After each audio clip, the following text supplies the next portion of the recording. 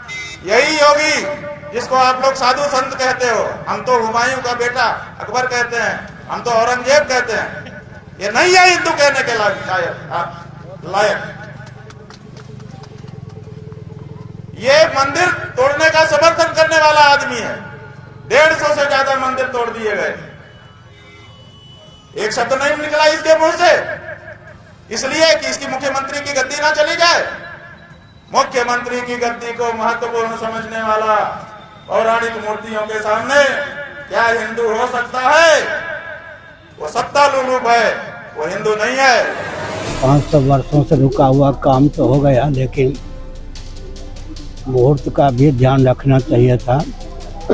किसके द्वारा प्रतिष्ठित हो मूर्ति, इसका भी ध्यान रखना चाहिए। योगी जी को किसने अधिकार दिया कि एक आतंकवादी को शंकराचार्य के रूप में वो देश विदेश में घुमा रहे? मोदी जी भी, योगी जी भी। मुझसे भिड़ने की क्या आवश्यकता? करने में जो विघ्न डालता है उसे गौ हत्या का पाप लगता है। मुख्यमंत्री योगी आदित्यनाथ ने बिना किसी का नाम लिए स्पष्ट शब्दों में कहा कि सनातन धर्म हमारी आस्था, हमारी परंपरा और हमारी संस्कृति की आत्मा है। लेकिन हमें यह भी समझना होगा कि ऐसे तमाम कालनेमी हर युग में होते हैं जो धर्म की आड़ में सनातन धर्म को कमजोर करने की साजिश रचते हैं। ऐसे तत्वों से समाज को सतर्क रहने की आवश्यकता है।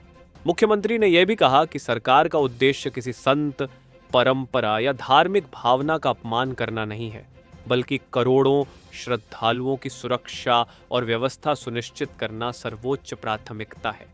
योगी आदित्यनाथ ने दो टूक कहा कि कुंभ और माघ जैसे आयोजनों में प्रशासन को कठिन निर्णय लेने पड़ते हैं, लेकिन इसका अर्थ यह नहीं कि सरकार सनातन परंपराओं के विरुद्ध है।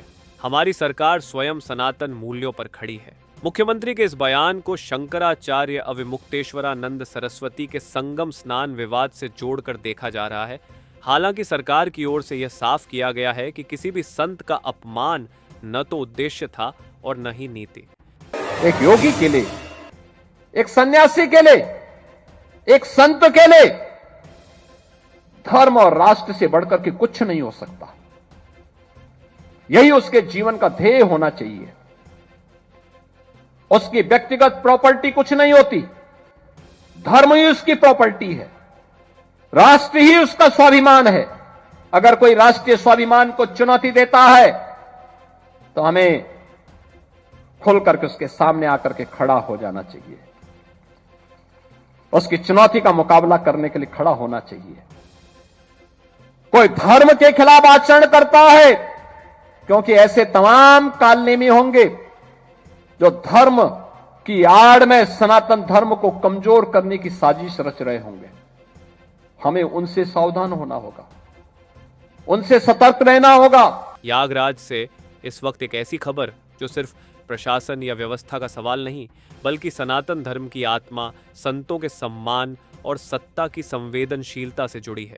माघ मेले के पावन अवसर पर ज्योतिष पीठ शंकराचार्य स्वामी अविमुक्तेश्वरानंद सरस्वती का संगम स्नान विवाद अब देशव्यापी बहस में बदल चुका है। परंपरा के अनुसार शंकराचार्य अपने शिष्यों के साथ पालकी और रथ में सवार होकर संगम नोज की ओर बढ़े, लेकिन मौनी अमावस्या की भारी भीड़ का हवाला देते हुए प्रशासन ने उनका काफिला रोक दिया। कहा सुनी हुई धक्का मुक्की की स्थिति बनी। पालकी का छत्र टूटने की बात सामने आई। आहत शंकराचार्य बिना संगम स्नान किए लौटे और अन्न जल त्याग कर धरने पर बैठ गए। प्रेमानंद जी महाराज जी ने कहा कि शंकराचार्य स्वामी निश्चलानंद सरस्वती, उन्होंने कुछ महीने पहले कहा था, प्रधानमंत्री जी ने श्रेय लेने की जल्दबाजी में प्राण प्रतिष्ठा का मुहूर्त नहीं देखा, शास्त्र सम्मत विधि का पूरा पालन नहीं हुआ। उन्होंने राजनीतिक परिणामों पर भी टिप्पणी की। भाजपा अयोध्या, चित्रकूट, नासिक, रामेश्वरम हर जगह हारी। संत समाज का दावा, भाजपा राज में सारे शंकराचार्य दुखी हैं। 500 वर्षों से रुका हुआ काम तो हो गया, लेकिन मुहूर्त का भी ध्यान रखना चाहिए था।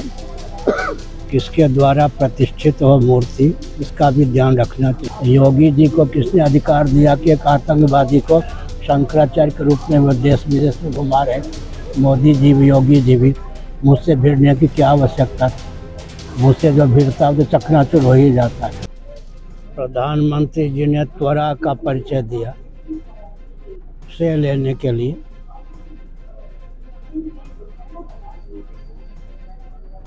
तो शास्त्र सम्मत विधि निषेध का पालन होना चाहिए था। उसमें त्वरा, चंचलता, आतुरता का परिचय दिया गया। 500 वर्षों से रुका हुआ काम तो हो गया, लेकिन मुहूर्त का भी ध्यान रखना चाहिए था। किसके द्वारा प्रतिष्ठित हो मूर्ति, इसका भी ध्यान रखना चाहिए था। एक विचित्र बात है, अगर फल चाहिए शास्त्र सम्मत, तो शास्त्र सम्मत विधि निषेध का पालन भी आवश्यक होता है। स्कंद पुराण में इस तथ्य को उद्भाषित किया गया है कि अगर कोई अर्चा विग्रह, मूर्ति जिसको कहते हैं, विधिवत प्रतिष्ठित न हो तो देवता के तेज का सन्निवेश उसमें नहीं होता है। कहीं विधिवत प्रतिष्ठित हो और पूजा में, सेवा में कोई त्रुटि हो जाए तो अर्चा विग्रह से देवता का तेज तिरोहित हो जाता है। उस विग्रह में डाकनी, शाकनी, भूत प्रेत पिशाच का सन्निवेश हो जाता है। और डाकनी, शाकनी, भूत प्रेत पिशाच चतुर्दिक विप्लव उत्पन्न कर देते हैं।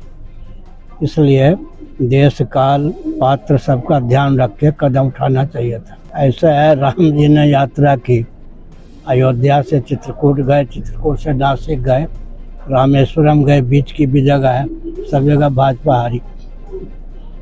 त्वरा का परिचय देने के कारण और दूरदर्शिता का परिचय देने के कारण भाजपा को मुक्की खाने के लिए बाध्य होना पड़ा। 32 साल से मेरे परिचित हैं योगी जी,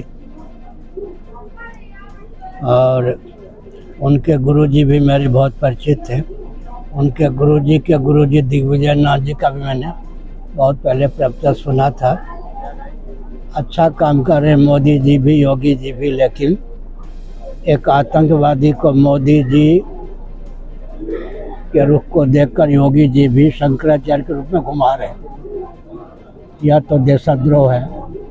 जब मैं किसी को प्रधानमंत्री, मुख्यमंत्री नहीं बनाता, तो योगी जी को किसने अधिकार दिया कि एक आतंकवादी को शंकराचार्य के रूप में वो देश विदेश में घुमा रहे? मोदी जी भी, योगी जी भी। मुझसे भिड़ने की क्या आवश्यकता थी? मुझसे जो भिड़ता तो चकनाचूर हो ही जाता है। नरसिंह राव मुझसे भिड़े, अटल बिहारी वाजपेयी जी भिड़े, मोदी योगी हमसे भिड़ रहे हैं। हमने क्या बिगाड़ा इनका? ये लोग चाहते हैं कि शंकराचार्य भी उनका अनुगमन करें, तो असंभव है। राकेश टिकैत ने कहा कि अगर शंकराचार्य जी बिना स्नान के लौटते हैं तो पाप चढ़ेगा। इसका असर सरकार पर भारी पड़ेगा। अरे महाराज जी को भाई नुआ दो, वहां पे एक बार नुआ दो, पाप चढ़ेगा। अगर शंकराचार्य जी बगैर स्नान के आओगे तो पाप चढ़ेगा, सरकार पर भारी पड़ेगा। सरकार से सवाल पूछिए, गलत है तो सरकार मुकदमा हाँ, मुकदमे तो दर्ज करवाओगी, और क्या? सरकार का अपना काम है मुकदमे दर्ज करवाने का, करवाओगी। 14 वर्ष लगा सरकार से सवाल किया था अपनी बेसिक आईडी के लिए। हाँ, तो मुकदमे होंगे। सवाल थोड़ा पूछ सके सरकार से, तानाशाही सरकार है, इसके खिलाफ जो सवाल पूछेगा तो मुकदमे तो दर्ज होंगे। द्वारका शारदा पीठ शंकराचार्य स्वामी सदानंद सरस्वती का कहना है कि प्रयागराज मेला प्रशासन को कड़ी चेतावनी देते हुए कहा, सत्ता की ताकत मिलने पर उसका दुरुपयोग नहीं करना चाहिए। उन्होंने तंज कसते हुए कहा, भुने चने को सत्तू कहते हैं और उसके खोल को इंग्लिश में प्रोटीन शेक। लगता है प्रयागराज मेला के अफसरों को यही प्रोटीन शेक इतना पसंद है कि मेले में अध्यात्म और धर्म की ऐसी तैसी कर दी गई। अभी मौनी अमावस्या में स्नान के लिए दुखद घटना घटित हुई, जहां पटुक ब्राह्मणों को प्रशासन के कुछ कर्मचारियों के द्वारा, पुलिस प्रशासन के द्वारा चोटी पकड़ पकड़ के घसीटा गया। शिखा का अर्थ नहीं जानते ना ये लोग, धर्म का अर्थ ही नहीं जानते। पढ़े तो जाने, शिखा जो होती है वो वहाँ ब्रह्मरंध्र होता है। ब्रह्मरंध्र का अपमान नहीं किया जा सकता है। वहाँ ब्रह्म साक्षात्कार करना यानी कुंडलिनी जागृत करने के लिए ही तो ब्रह्मरंध्र है। ये षड चक्र भेदन करके हम ब्रह्मरंध्र में साधक जाता है। इस तरह से ब्राह्मणों का, साधुओं का, यतियों का गंगा स्नान करने से रोका गया। आचार्य जी को रोका गया, शंकराचार्य जी को रोका गया, और पटुक ब्राह्मणों को, छोटे छोटे विद्यार्थी थे, साधु भी थे उसमें, उनको रोका गया, उनको घसीट करके उनको दंड दिया गया। तो ये प्रशासन का अहंकार, ये सत्ता हमेशा नहीं रहती है, कभी अपनी सत्ता का दुरुपयोग नहीं करना चाहिए। गंगा स्नान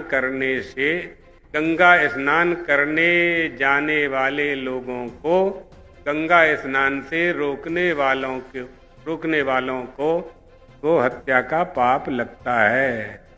ये शास्त्र वचन है, मेरा वचन नहीं है, शास्त्र का वचन है। गंगा स्नान करने में जो विघ्न डालता है उसे गौ हत्या का पाप लगता है। इसलिए ऐसा काम कभी नहीं करना चाहिए। यदि कोई बल हमें प्राप्त हुआ है, कोई शक्ति हमें प्राप्त हुई है, कोई ताकत हमें प्राप्त हुई है, उसका दुरुपयोग नहीं करना चाहिए। प्रशासन के इस कृत्य की हम घोर निंदा करते हैं। जगतगुरु रामभद्राचार्य ने उन्होंने अलग रुख अपनाते हुए कहा, स्वामी अविमुक्तेश्वरानंद के साथ कोई अन्याय नहीं हुआ। नियम है कि रथ से गंगा घाट नहीं जाते। पुलिस ने उन्हें रोका, वह सही था। उत्तर प्रदेश सरकार का नोटिस बिल्कुल उचित है। अन्याय हुआ है। कौन कर रहा है? मुक्तेश्वरानंद। नहीं, अन्याय उनके साथ नहीं हुआ, उन्होंने अन्याय किया है। नियम ये होता है कि हम लोग भी, मैं तो जगत गुरु हूँ, वो तो अभी जगत गुरु भी नहीं है। नियम ये है कि गंगा तक रथ से नहीं जाया जाता। जब पुलिस ने रोका था उनको, कहा मत जाइए, हम लोग स्वयं संगम में पैदल जाते हैं, तो अन्याय उन्होंने किया था। सरकार ने नोटिस दिया कि मुक्ता आपको जो है किसने जो है बिल्कुल ठीक सरकार ने नोटिस दिया है, सब कुछ उचित है। सुप्रीम कोर्ट का नियम नहीं मान रही है सरकार। सुप्रीम कोर्ट का भी नियम नहीं मान रही है सरकार। सुप्रीम कोर्ट कहाँ नियम है? शंकराचार्य को लेके भी सवाल उठे हैं। अभी सुप्रीम कोर्ट ने शंकराचार्य को बनाया ही नहीं। मुख्य सवाल दूसरे कृष्ण शास्त्री जी कह रहे हैं कि 4 बच्चे होना अनिवार्य है, 2 घर के लिए, एक हिंदू राष्ट्र के लिए, एक आरएसएस के लिए। ठीक है, आगे चलिए। पूर्व मुख्यमंत्री दिग्विजय सिंह जी कह रहे हैं कि भारत के अंदर जो है हिंदू शब्द का उपयोग किया जाता है। हिंदू शब्द फारसी का है, भारत में कोई हिंदू है ही नहीं है। मैं स्पष्ट कहूँ, नहीं मुझे बोलने दिया जाए। दिग्विजय सिंह को शास्त्र में कुछ भी नहीं आता। मैं जैमिनी संहिता का उदाहरण दे रहा हूँ, मधुक शरंत हिंदवः, मेरु तंत्र का उदाहरण दे रहा हूँ, हिमालय समारभ्य यावदिन्दु सरोवरम तत्रस्थाया प्रजा सर्वसा हिंदव इत परिचक्षते। उनको शास्त्र का कुछ आता ही नहीं, तो क्या कहूँ। प्रयागराज में हुई घटना को आप इस तरीके से अच्छा है। सब पूरे घटनाक्रम के बीच कुछ तीखे और आपत्तिजनक बयान भी सामने आए हैं, जिनमें मुख्यमंत्री योगी आदित्यनाथ को लेकर कड़े शब्दों का इस्तेमाल किया गया। हम ऐसे बयानों का समर्थन नहीं करते, लेकिन ये दिखाता है कि मामला किस कदर हाथ से फिसलता जा रहा है, रेत की तरह। एक अधिकारी अगर पूछेगा शंकराचार्य जी के बारे में आपका सर्टिफिकेट परिचय क्या है, तो इससे बड़ा सनातन धर्म का, इससे बड़ा हमारे साधु संतों का, इससे बड़ा हमारी संस्कृति का, इससे बड़ा हमारे माघ मेला का, इससे बड़ा हमारे हिंदुस्तान का कोई अपमान नहीं हो सकता जो भारतीय जनता पार्टी अपने चापलूस अधिकारियों से करवा रहे हैं। जो सवाल ये नहीं कि कौन सही है कौन गलत, सवाल ये है कि क्या सनातन की परंपराएं व्यवस्था से छोटी हो गई? क्या संतों का सम्मान भीड़ प्रबंधन की भेंट चढ़ गया? और क्या आस्था पर राजनीति हावी होती जा रही है? देश देख रहा है, संत समाज देख रहा है और इतिहास सब याद रखता है। नोटिस दिया गया था कल शंकराचार्य जी को, जिसमें लिखा था कि रात में 12 बजे के पहले आपको जवाब देना है कि आप शंकराचार्य हैं कि नहीं। कहीं 12 नहीं बजा, लगभग 11 सवा 11 बजा हुआ है। कोई अधिकारी यहाँ नहीं है, तो उस जवाब को हम लोग लेकर आए हैं और उस जवाब को लेने के लिए कोई तैयार नहीं है, तो हम लोग यहाँ गेट में उसे चिपकाए दे रहे हैं। तो गेट में ऐसे चिपका रहे हैं कि अंधा व्यक्ति भी आएगा जब गेट खोलने के लिए तो इस कागज के ऊपर नजर पड़ेगी।